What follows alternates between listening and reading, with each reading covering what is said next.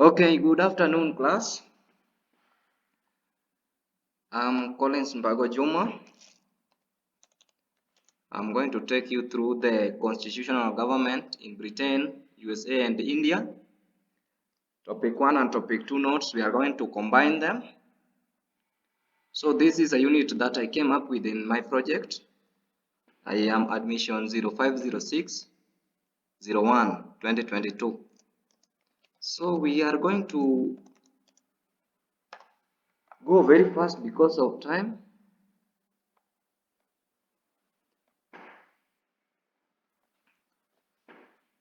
Okay, for those who are joining, welcome.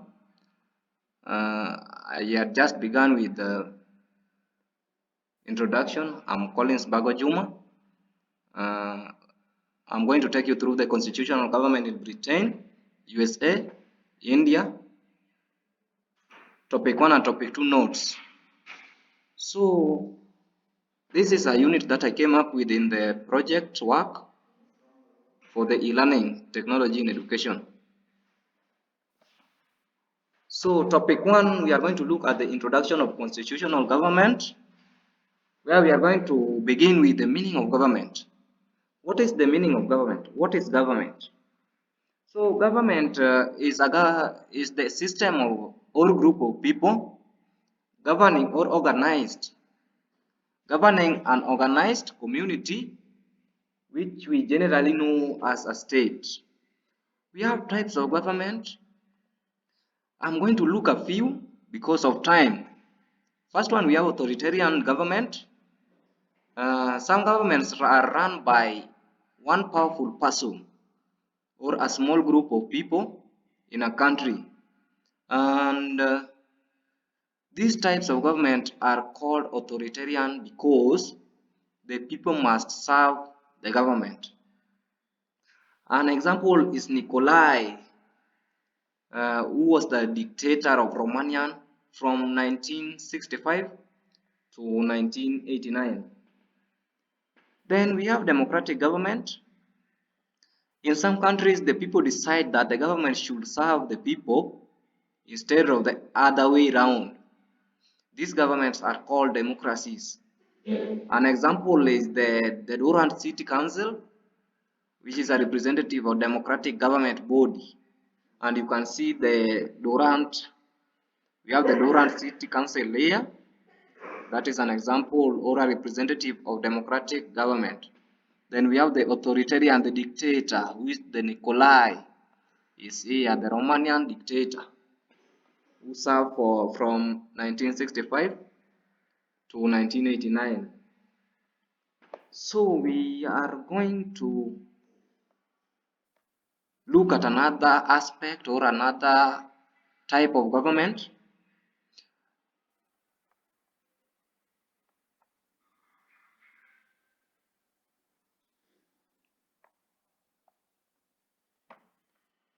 Another type of government, we are going to look at the monarchy.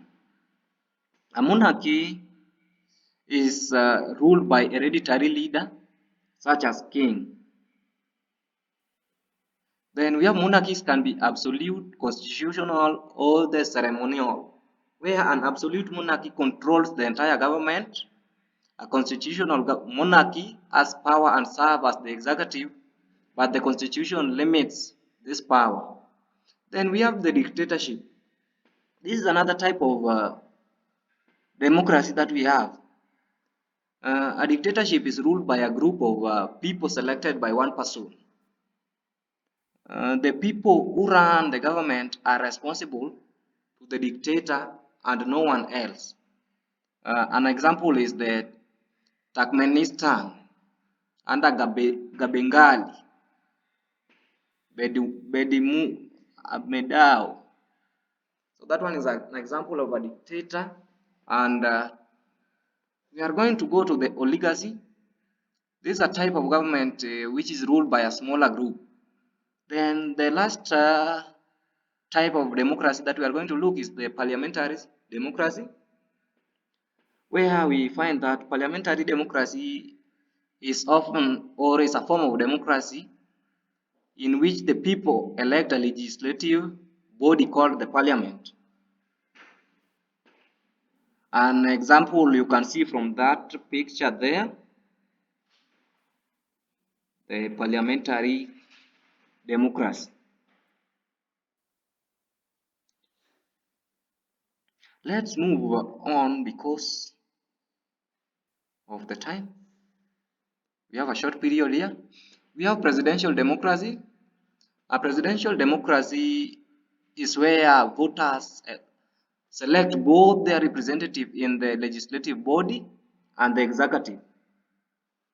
Then we are going to, an example is George Washington, who served as the United States first president. So we are going to look at participatory democracy. You can see an example here, the town hall meeting, which is a kind of direct democracy. A participatory democracy is a form of government in which people have greater responsibilities than voting for, for representatives. We are moving on to the roles of government. That is another aspect that we are going to look. The roles of government. What are the roles of government even from our country? But now we are going to base our view under the three countries that we are looking at, which is Britain, India, and USA. So we have first role is the government is the responsible for the country's defense and currency. Second one, the government is charged with maintaining the country's law and order. It strengthens the economy of a country. Government must prioritize the preservation of nature and the environment. Then another one, or the last one that we are going to look at is it regulates and controls trade policy by imposing tariffs, levies, and other measures in order to improve the balance of payment positions. So those are just a few of the roles of government that we have. The rest you will just go and download from the portal. So we are going to look at the key features of the constitution that we have in Britain, that we have in USA, that we have in India. The first one, there are only two features. The first one is independent judiciary and the second one is parliamentary system. So what is independent judiciary? Independent judiciary, it delivers its decision without greed, business, pressure or influence, and in accordance with the law of the land. Then the independent judiciary always takes its decision impartially, either concerning disputes between citizens or between the center and the state. Then we have parliamentary system. All members of the parliament are elected representatives of the people. Then we have the Parliament of India comprises of two houses, which is Lok Sabha and Rajya Sabha. They form the legislative branch of the government, which is responsible for making laws for the country. So that one is the end of our topic one. It was long, but I just decided to make it shorter. So you are going to download it from the portal. It is already there. We are moving to our second topic, which is the electoral process in Britain, USA, and India. How do they conduct the electoral process? We are going to begin step by step by looking at the Britain aspect. So the Britain, it comprises of England, Wales, Scotland, we have the Northern Ireland. The country has evolved parliamentary system of government over the years. They agreed that the kings or queen could only rule according to the laws of the land that should be made by the representatives of the people. This was what came to known as a constitutional monarchy. So this one is an important aspect that you should go and do research on, the constitutional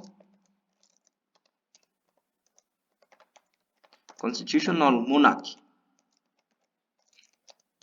Just go and research how it came to be in Britain. Then we have the election for party leaders are held separately before the general election. And we have the British government is based on the party system. The three main parties are the Conservative Party, the Liberal Party, and Labour Party. Then we have the electoral process in Britain. The choice of date of election is influenced by the following factors. So we are going to look at a few factors which influence the date of election. First one is the economic situation. That is the availability of funds. Without fund, we cannot conduct election. Second one, the state of government's legislative program in the House of the Lords. For the election to take place, the state of government legislative program in the House of the Commons must be followed. Then we have the desire to increase government support in the parliament. Without government support, it is somehow difficult for us to conduct election in Britain. Then the last one is the electoral system for the House of Commons, which is based on the principle of one person, one vote. Those are the factors that affect or that influence the choice of date of election in Britain. Then we have the two types of election that we have in the House of Commons in Britain. That one is general election and by-election. I know all of us understand what we mean by general and by-election. Then we have voter registration. It is the local authorities that hold the responsibility of registering voters. Since 1948, a postal vote is possible for citizens who are away from the constituencies during the voting period, either on business or other reasons. You can see from that picture, you can see the voter registration process from the process 1, 2, 3, 4, 5, and the last one, which is 6. So the category of people who can qualify to vote in Britain, we are going to look at the qualifications. Those who qualify to vote in Britain. First one, British citizen over the age of 18. If you are above 18 in Britain, you are allowed to vote. The second one, citizens from Commonwealth countries who have resided in Britain for periods stipulated by law. The law stipulates a period of time when if one lives in Britain, then he can qualify to vote in Britain. Then we have citizens of Republic of Ireland who have been residents for periods of stipulated by law. Then we have those who are ineligible to vote in Britain. First one is persons of unsound mind. We have the convicts detained in prison, persons convicted of corrupt or illegal practices in connection with elections. Then we have adults whose names do not appear on the register of voters. Then we have the candidate who wishes to contest for a parliamentary seat in Britain. What are the fulfillment or what are the factors that should be considered when one wants to contest for a parliamentary seat? First one, he or she must be a British citizen or a common subject or a citizen of the Republic of Ireland. Second one, he must be of minimum age of 21 years. Then we have he must be nominated by political party or be an independent candidate. Then those who are disqualified from buying a parliamentary seat in Britain, we have certified lunatics and disrupted bankrupts, convicted persons, the aliens, members of the armed forces also. Those are disqualified from vying from a parliamentary seat in Britain.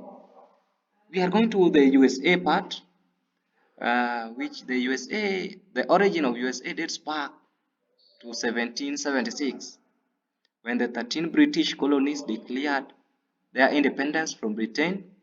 USA is a federal government, a form of representative democracy comprising of a union of 50 states. Then we have the adoption of new constitution in 1787. What are the features of the new constitution which was adopted in 1787? First one is it is a federal in nature. We have a written constitution. The Bill of Rights is contained in it. The Supreme Court can only interpret it. Then legislature is bicameral. It also caters for the separation of powers. Then we have the electoral process in USA, where we get that there are three types of election held in USA. First one, the election of the president. We have the congressional election. We have the state election. The state election involving election of state governors and state legislature. So those are the three types of elections that we have in USA, and we are going to look at the features of USA system of government, where first one is the federal government is made up of the legislature, we have executive and the judiciary. Then each state within the federal government functions as a republic and enjoys equal status. The federal government and independent states share the power of formulating and enforcing laws. The Supreme Court interprets the Constitution. Then all states have their constitutions, but they should not be contradicted to the federal constitution. You can see the picture there. This one is a picture showing us how the electoral process occurs in Britain, not in Britain, but in USA. And we are moving to another aspect, which is the features of the state governments of USA. First one, each state has a governor. That is simple to understand. Each state has a law code. Those cater for internal affairs. Each state has a bicameral legislature. Each state is responsible for its own development. Then the last one, each state provides educational, health facilities, and public amenities for the welfare of the residents. So those are the features of a state of the USA government. We are moving further to the India. We want to look how India conducts their election process. And we are going to begin with a description that how to describe the India electoral process, where the first point is India's parliament is composed of the lower chamber or house of the people, which is the Lok Sabha, and the upper house or the council of state, which is the Rajya Sabha. So we have the two houses, the upper and the lower, the Lok Sabha and the Rajya Sabha. The term Lok Sabha is the term of Lok Sabha is 5 years, while that of Rajya Sabha is 6 years. Lok Sabha consists of 545 elected members, of which 543 elected from each constituency, created based on population pressure or population size. The president is the one who nominates both the elected people, and we have political parties field candidates in each constituency. Then India's universal adult suffrage is 18 years. Qualification age for vying is 25 and above years. So what are the functions of the Prime Minister in India? First one, he is the head of federal government. He is the leader of the house to which he belongs. Has head as head of the Council of Ministers. The Prime Minister oversees the work of all ministries. Then he chairs cabinet meetings. Then we are going to look at the function of the Electoral Commission of India. First one, it prepares electoral registers. It sets dates for polling. It establishes and operates polling stations. Then it allocates party symbols. You can see from the diagram that I have shown here, we have the election process in India, how the election process is conducted. Very fast, because of time, we are going to look at the conditions that one must fulfill to be elected president in India. First, he or she must be a citizen of India. He or she must have attained the age of 35 and above years. He or she should not hold any office. Then what are the functions of the cabinet in the government of India? I hope we are all together.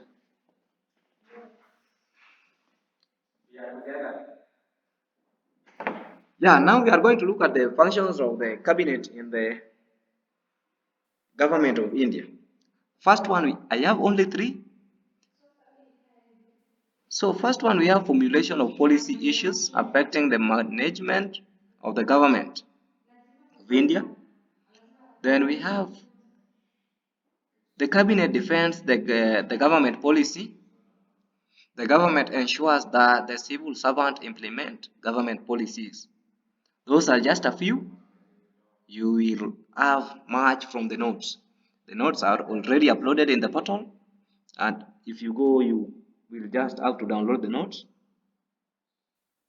I'm going to look at the strengths and the weaknesses of electoral system, and this one will be our last